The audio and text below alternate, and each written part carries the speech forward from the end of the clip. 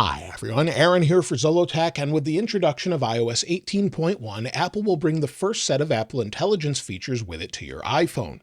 Apple's been actually showing off Apple Intelligence, they have commercials about it, and have even said that the iPhone 16 models were designed from the ground up to actually support Apple Intelligence. So if you have an iPhone 16 or 16 Plus, it's actually designed for it, but the features aren't here yet. Now, many of the features won't be available at launch, and it will actually be rolled out in a staged rollout. So I thought we'd go over everything that's coming very soon for iOS 18.1 with Apple Intelligence, or the first set of features for Apple Intelligence.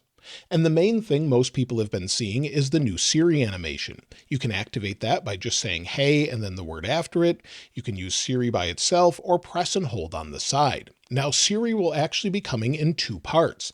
The first part is a redesigned interface like you're seeing here that's responding to my voice. It looks great, and of course you can just swipe from the bottom to stop it. Press and hold again, it activates with this really nice animation. But the second part is called Siri 2.0. That's coming a little bit later, maybe even next year. But with this new Siri, there are some enhancements. For example, it looks a little different, and then we can ask things in sort of succession from one to the next. So we can actually ask it what the weather is, and then ask it how about the following week, and it will understand that. So let me show you what that looks like. What's the weather tomorrow? How about next week?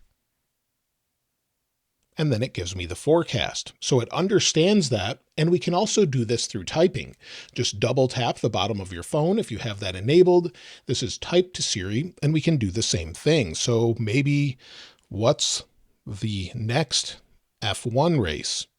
You'll see here, and then it will go and get that information, and it quickly resolved that and told me that it's Sunday, October 20th at 3 p.m., 56 laps at Circuit of the Americas. So that's what it says the next one is. How about after that? And we'll see if it understands this. And it actually gave me the same thing over again, but at least it understands some of it. And you may have noticed as I was typing, as I'm typing, it actually is giving me suggestions. So what song is this? What time is sunset? We'll tap on it, then it will send and give me the information for the following sunset. So that's something that's been updated that's a little bit different and supports natural language now. So you can search across the overall OS using Siri, and it just works a little bit better. Now, before we go on to the next feature, something many people have been asking about is call recording. Call recording is not technically part of Apple Intelligence, and it seems like it's going to be rolling out to everything that supports iOS 18, including the iPhone 11. This has been tested and seems to work. And to use that, all you need to do is go into your phone. Once you've placed a phone call and it connects, tap this little button here in the upper left, and then it says this call will be recorded. For legal reasons, that actually has to announce it, and then it will begin recording the call. So you'll see it says take notes on this call, so we can take notes with it. It's still recording, and when we're done with this call, we'll go ahead and end the call. It will actually tell us that it's saved the call in our notes. We can play it back, and we can actually see the transcripts for it as well. It will transcribe this, and you'll see all of the information between me and Apple Computer back and forth. So we also have a summary, which is part of Apple Intelligence.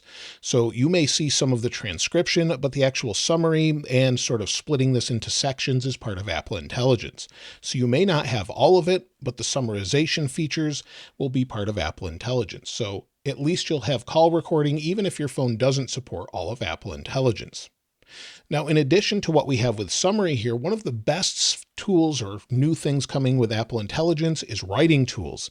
If we go back to another note, within a note, you'll see I just wrote out about Apple Intelligence quickly.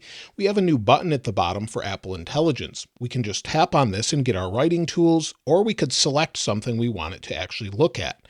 So maybe we'll select all. And again, we have writing tools. It brings up the same thing. It's just a different way to do it. Now, once we have the writing tools, we can just select proofread. It proofreads and changes anything it needs to and shows you those specific changes. So if we want to go through, you'll see that it's changed some things. We can go through and change them back, or just see what it said overall, or revert back to what we had before. We can even have it rewrite everything else. So it will rewrite it. It just rewrote it a little bit, and you can actually see the original or have it rewritten. So we can go back or have it rewrite or revert, whatever you want to do, you can do that.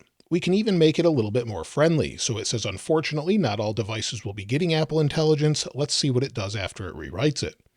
So it rewrites it here and it says, but here's the catch. Not all Apple devices will get Apple Intelligence right away. So that's something it rewrote.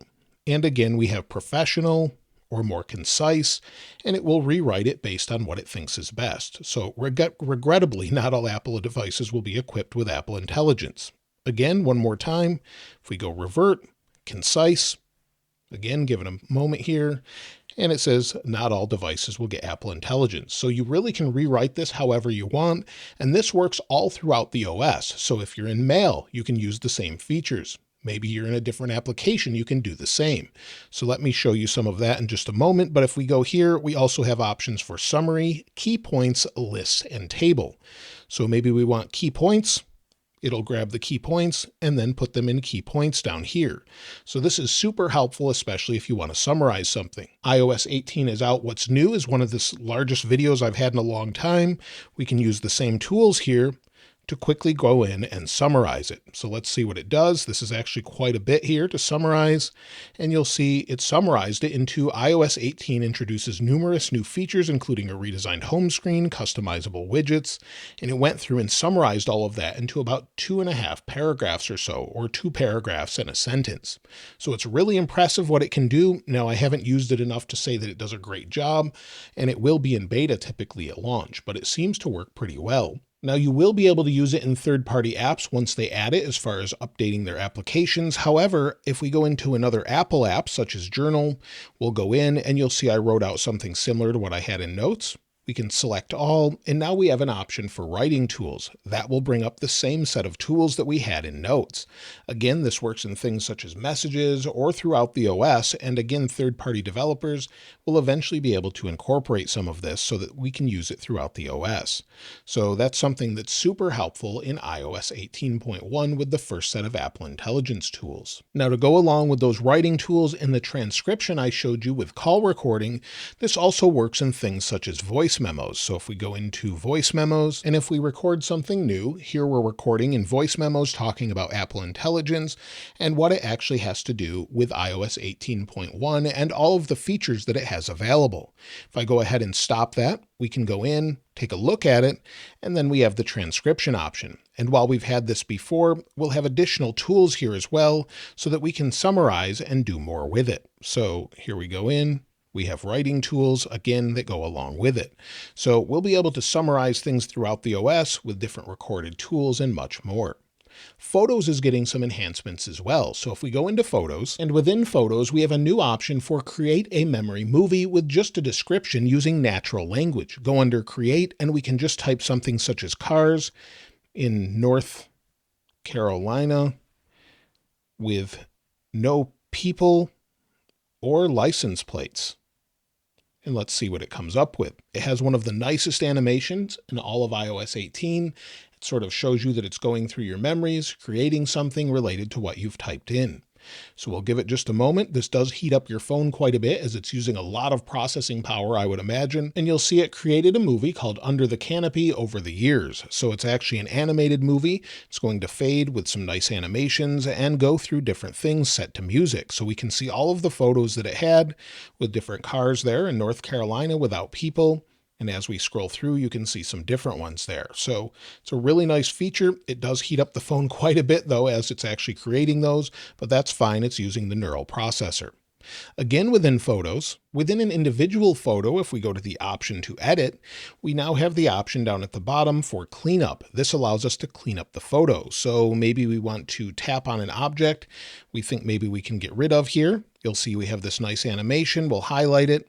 It recognizes what I was highlighting and then give it a moment and it disappears. Sometimes it gets it right. Sometimes it doesn't. If we go back, it brings it back. Maybe we want to clean up something else. We'll get rid of the brush that's right there, give it a second, and it goes away. This works with people, different objects, and much more. So again, let's try with the iPhone here. It recognizes that's what I'm selecting, and then it goes away, but it doesn't recognize that it's maybe on this stump here. So let's try this and see what happens. Sometimes it will give suggestions and you can just tap and get rid of it. So again, here, let's try this one more time. We'll get rid of that. And sometimes it does a really great job, sometimes it doesn't, but this is probably going to launch in beta. But again, it's a nice feature to have, especially if maybe you have power lines in your shot, you want to get rid of those or something else. And another photo, this is actually a screenshot from Apple Vision Pro. Maybe we want to get rid of this tree right here, or that part of the tree, it disappears. And it does a pretty good job most of the time. Let's see if we can get rid of this one. See what happens. It didn't quite do that properly right here, but again, we could get rid of that. And if it had a suggestion, maybe get rid of this mountain in the background, it turned it into a bunch of little mountains or little islands. So it gives you an idea of how it works. And I think this will improve over time. Messages get some nice updates that goes along with notifications. For example, I have a screenshot here where someone messaged me twice and then someone else messaged me twice. It has a number 2 and it's from different apps. So that actually shows what it looks like. And then it will summarize those messages as well. So if they message you again, it will then summarize it into what those messages are talking about. Sometimes it's a little bit odd how it summarizes it, but that gives you an idea how it works. And if we go into messages, within messages, you'll see a conversation with my dad. It actually is giving a suggestion and it says same here. So that's something that we can use if we actually want that suggestion. So that goes along with sort of some of the new things we have. That's part of iOS 18, but now we have Apple Intelligence suggestions. If I go back out, go back in, it sort of highlights it, letting you know it's Apple Intelligence. Tap it and it will autofill. And then you can share feedback if it's still in beta. So that's something that's really helpful as you're going through things. So definitely something I really welcome and seems to work pretty well. Mail also benefits in the first release of Apple Intelligence with summarization and a few other features. However, we don't get the fully redesigned version Apple showed off with the introduction of iOS 18. That will be coming a little bit later. But to start with, we get summaries of different messages, and we also get a priority inbox. I took a screenshot of this from one earlier where it lights up when you go into the app at first, sort of just like the messages did with Apple Intelligence colors, and it shows you maybe something that's a priority. You can change that and say it's not a priority, but we also have summary within the email itself. So if we go into this Nintendo email, you'll see here where it says Meet Nintendo Sound Clock Alarmo, we can actually tap summarize and it will summarize the message at the top. You can go into each specific email if you want to, and it will summarize what it's about. So this is super helpful and makes it very easy. If we go into reply to something, if we go to reply, we have smart suggestions here as well, depending on what you're typing. And then of course, all of your tools with Apple Intelligence. So if we want to say, this looks like a great alarm clock, but the display is actually square, unfortunately. So after writing this, we have our Apple Intelligence tools here that we can use here as well with suggestions and more. So the new version of Mail looks a lot nicer. It's just not available to start. We also have some new features in Safari. If we go into Safari and maybe we go to an article from Mac Rumors, then we go to this option here in the bottom, we can go to Summary and you'll actually see more information about it. So let's go into this. We'll reload it again. There we go. We have the reader with summary available, and now it summarizes the actual article. So we have that shown built right into Safari on its own. So if you want to show reader, you can see that, see all the information, and then just tap summary and see a summarization of the article itself. So again, all really nice, simple features from Apple Intelligence. Something else that I think is a huge feature, at least for me, is under settings. If we go down to our focus modes, so we'll go to focus. Under focus, we have a new version here called reduce interruptions. This is actually part of Apple Intelligence. So if we go in, it says intelligent breakthrough and silencing. It says when reduce interruptions is active, intelligently allow important notifications to interrupt you and silence notifications determined not to be important. Any notification specifically allowed or silenced will always be allowed or silenced. So again, just like any other focus mode, we can set apps and people to come through. And then of course we have some options here. So we have show on lock screen, hide the notification badges, and more. But this is something when you're in this mode, it will intelligently understand what may or may not be important. So those are the first set of major features here, but there's a couple more things to talk about. Apple Intelligence can actually be disabled if you don't find any of this useful. Some people have been concerned about this, so you could just turn it off altogether if you don't want to use it. Also, it will only be available in specific places to start, typically the United States. So if you don't want it, you could turn it off, but it will only be available on the iPhone 15 Pro, iPhone 15 Pro Max, and all of the iPhone 16 models. also iPad and Macs that actually have M1 or newer processors. But unfortunately, even the iPhone 15 and 15 Plus won't have access to any of these features. Once they are available, it will start in the United States and then carry across the world based on different laws in different regions. Apple has said it should be available probably in China by the end of the year, maybe in the UK and other places, but we don't know 100%. There's been no official announcement for any of that. We just know that it's coming to the United States to start. There's also something else called an Apple Intelligence Report. If we go into our privacy and security, scroll to the bottom, you'll see we have Apple Intelligence Report. If this is on, it unlocks with Face ID, and then we can export the activity. So this is right on the device. It's not leaving the device unless it's using Apple's secure servers. So if we go to export activity, and it gives you a text file in JSON here that you can actually look at, and it will show different information where you're trying it out. So different things you may have searched for are actually showing up in here. So it doesn't show you all of the information, everything you've said. It's sort of giving you information. So if you want to verify it's not leaving your device or they're not taking that information, you can do that. You could turn off the report altogether if you don't want it. And again, you could just fully disable Apple Intelligence if you don't find it useful. So if you don't want to use it, you can just turn it off or change it based on what you're actually looking forward to. Now, iOS 18.2 is said to be bringing additional features. Apple actually showed off things such as ChatGPT integration with Siri, Image Playground, and Genmoji. That's expected with iOS 18.2, where they showed additional features. So Apple Intelligence features, I've shown you some of them, but there's other things such as Genmoji and Image Playground, where you can sort of maybe just sketch something on the iPad and have it generate that for you, such as a gazebo.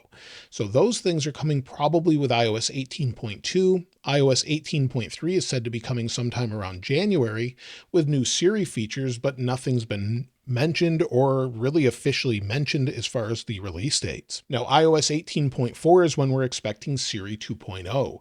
So we really don't know all the specific rollout as far as that goes, but the set of features that are coming to iOS 18.1 are quite numerous, but not as many as we had hoped. I think a lot of people have been wanting to try out Genmoji and Image Playground, but those will be coming a little bit later. As far as when to expect iOS 18.1 to release to the public, well, Apple hasn't said officially other than just October or later this fall. So you'll see coming this fall, and they haven't given a specific date. According to Mark Gurman, this could launch on the week of the 28th, or on the 28th as Apple is targeting that date. Hopefully they'll release it then, maybe even earlier than that, but Apple is working hard to get Apple Intelligence on all the iPhone 16s and other supported devices. So hopefully we'll see it sooner rather than later, but there is no official date, at least at the time of this video. Now, I would love to hear from you what you think of Apple Intelligence. Is it something you'll actually use? Will you disable it? Or is it something you're looking forward to at all? I'd love to hear your thoughts about it in the comments below. Of course, I'll link this wallpaper in the description like I normally do. And if you haven't subscribed already, please subscribe. And if you enjoyed the video, please give it a like. As always, thanks for watching. This is Aaron. I'll see you next time.